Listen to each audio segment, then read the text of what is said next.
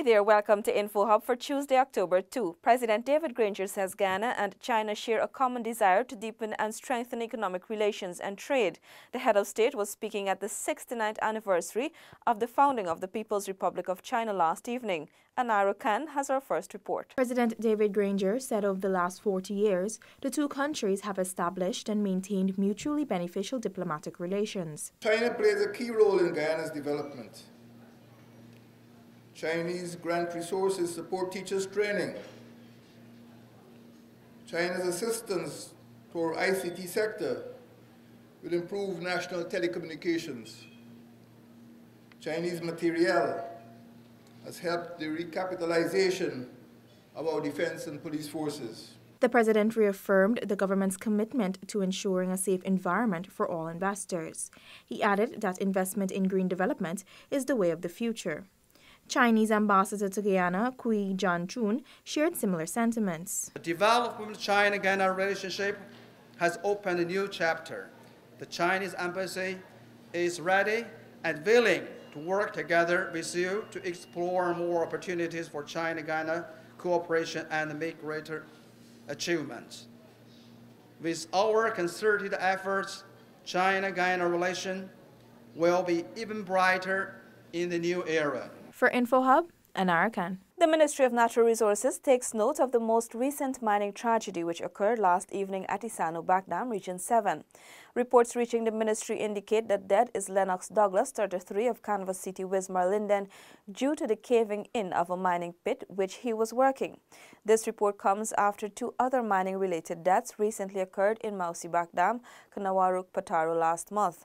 With this in mind, Natural Resources Minister Raphael Trotman has ordered an immediate enforcement operation to be conducted jointly by the Guyana Geology and Mines Commission and the Ministry's Compliance Division's Corps of Wardens to address problems of this nature in the mining areas where there has been an increase in legal and illegal mining activities and accidents.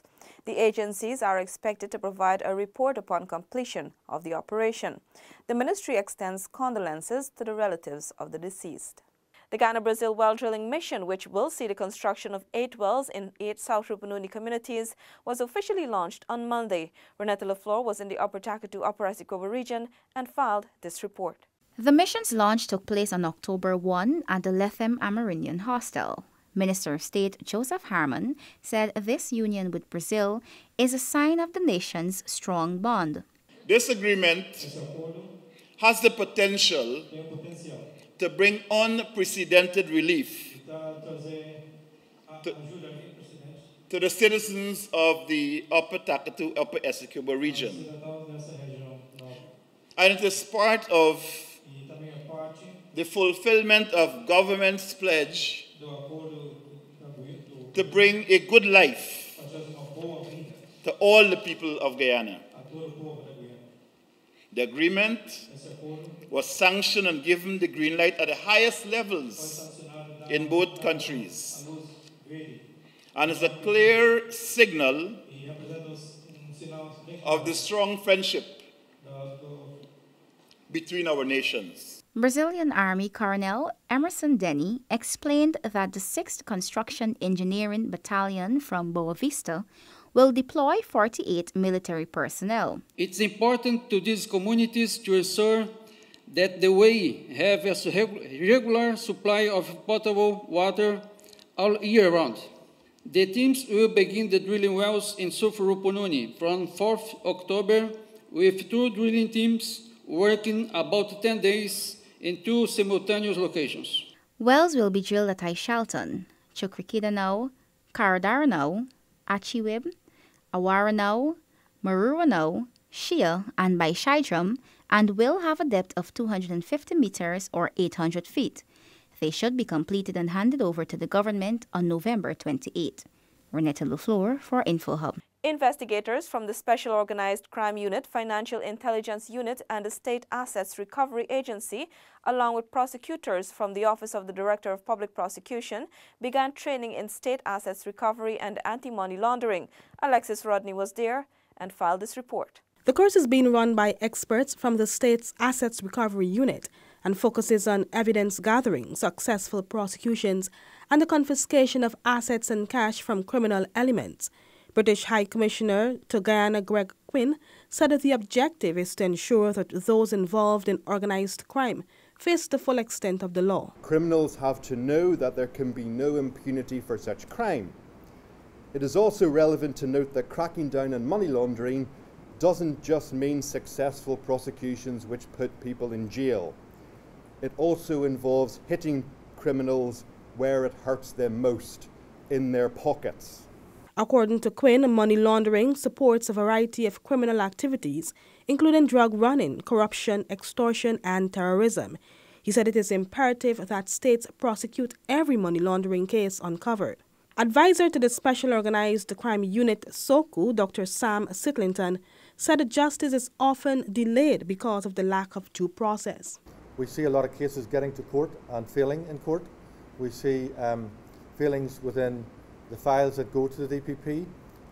We don't want files to come back to us for amendments or corrections. We want one file, one time, going to the DPP or the Police Legal Advisor, and that file then being referred for charges. The British High Commissioner said the United Kingdom remains committed to supporting Guyana in all areas relating to security sector reform. Reporting for InfoHub, Alexis Rodney. Yeah. Where's all these things from this packet? Hi, mister.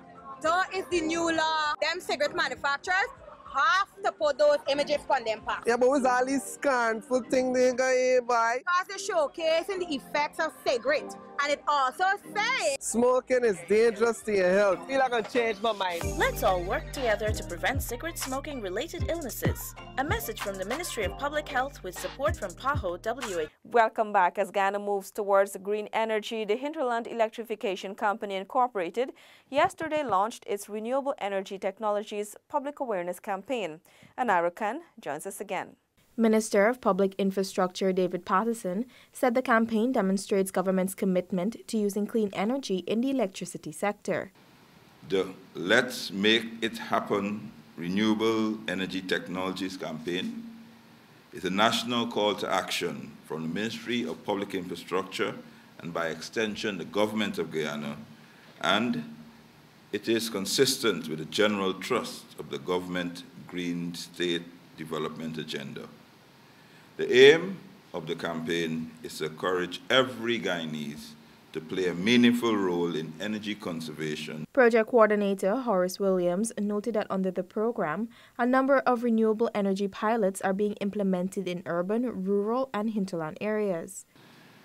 There is need for increased awareness that adoption of renewable energy and energy efficiency can reduce greenhouse gas emissions to mitigate the effects of climate change, such as flooding along the coastal areas, improve public health, create green jobs for Guyanese, and boost local economies, reduce energy bills significantly, reduce the costs for business to provide goods and services, ensure a regular supply of affordable and reliable electricity, improve energy security, improve the social and economic well-being of indigenous communities. Over the next 6 months, stakeholders and the general public will be engaged in the nationwide campaign. It is funded by the Global Environment Facility through the Inter-American Development Bank. For InfoHub, Anara Khan. Minister of Public Security Kamraj Ramjatan, speaking at a media sensitization workshop on Monday, said the Juvenile Justice Act 2018 will transform the delivery of juvenile justice and minimize the criminalization of youth. Minister Ramjatan said the commencement order for the Juvenile Justice Act is before the Attorney General's chambers. He noted there are moves to construct special magistrates' courts and other appropriate infrastructure, hire and train specialist staff, and make other preparations for the operationalization of the juvenile justice system. All of these things are so important to ensure the actual realization of this juvenile justice regime that we see will transform the shape of our children's justice here in Guyana. I need not remind you that indeed this act incorporates the international guidelines from Riyadh and Beijing. Those were two places that they had two major conferences, and in those conferences a lot of recommendations came out that modernized juvenile justice. Chief Magistrate Anne McLennan said the Act in its current form reflects international justice standards in keeping with the Beijing rules. When commenced, the Juvenile Justice Act will remove offences such as wandering and truancy from the laws of Guyana. Once that Act comes into place, there will be no juvenile, the Juvenile Offenders Act will be repealed, and the Training School Act, sections 15, 16, and 26 will be repealed, and also provisions in the Education Act will be repealed, and the Parole Act also has some sections which will be repealed. I'll deal with these later on. It has also amended section 2, 7, 9, and 11 of the Probation of Offenders Act. The media sensitization workshop was hosted at the Guyana Marriott Hotel. The Juvenile Justice Bill was passed in April 2018. It seeks to address infractions of the law involving juveniles from a standpoint of reformation and diversion. For InfoHub, Stacey Carmichael. The Finance Ministry's budget planning team, led by Minister of Finance Winston Jordan, met recently with the Institute of Chartered Accountants of Guyana. Paul McAdam has the details. Issues discussed included the taxation of commercial operations, the application of VAT rules to exporters, withholding tax on contractors' payments, capital allowances on buildings for services and warehousing, and employee share ownership plans. Member of the Taxation Committee for the ICAG, Ronald Ali. We're very pleased to have the Minister extend his closing deadline for budget considerations. The Institute has been reviewing a number of issues arising primarily from recent tax amendments, which we have researched and have discussed with our clients in the business community. And we felt that there were some negative influences which took away from equity and equitable treatment of taxpayers. We therefore represented a number of those issues here today, and in the end I think there was an understanding of the issues we raised, and the Minister and Commissioner General agreed to look at these matters, and we look forward to seeing what amendments are proposed in the legislation for Budget 2019. Minister Jordan explained that despite the short notice, the meeting was actually a first with the institution. We were happy to host them. The meeting was very vigorous in terms of debate and on taxation issues. I think we agree in principle to examine some of the issues that they've put on the table. Some of them we have made them very clear what we could not do, but all in all I believe it was an excellent meeting. Budget 2019 will be presented before the National Assembly in November. Paul McAdam for InfoHub. With local government elections just over a month away, young people are ready to step out and let their voices be heard. Here is Isaiah Braffett with your final report. Youths will be among those taken to the polls on November 12 for the coalition government's second local government election. Many are of the view that if they do not vote, their voices as young people will not be heard. Some of them share their views with InfoHub. Every issue is a youth issue. And if young people do not go out and vote, of course, it is your democratic right, of course, to vote. And if you want to see better for your country, you must not only just champion it by words, but of course by action. And that action, of course, is to go out and vote. I'm going to be voting because if I don't, then I shouldn't have any say as to the problems that are going to be in society if the person elected doesn't do what is expected, because then I would have had the opportunity to make a difference. I would have had the opportunity to have somebody there that would do the things that should be done. But if I don't vote, how can I say anything if I'm unhappy? It's important for young people to vote because that's our right. And if we don't vote, then we have right to say nothing. Because when a bad experience come up, who we're gonna complain to?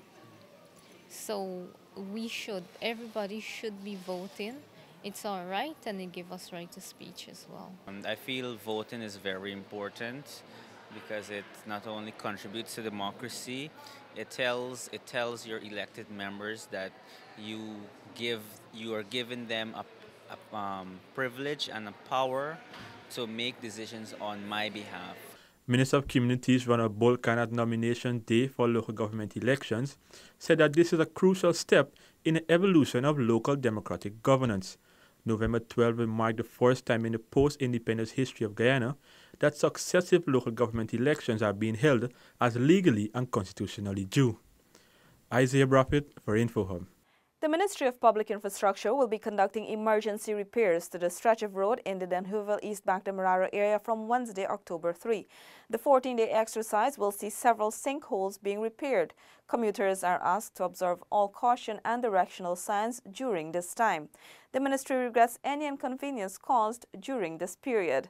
That's all for this evening. Connect with us on WhatsApp, social media, and our website at dpi.gov.gy. We leave you now with your bridge and weather reports. Goodbye.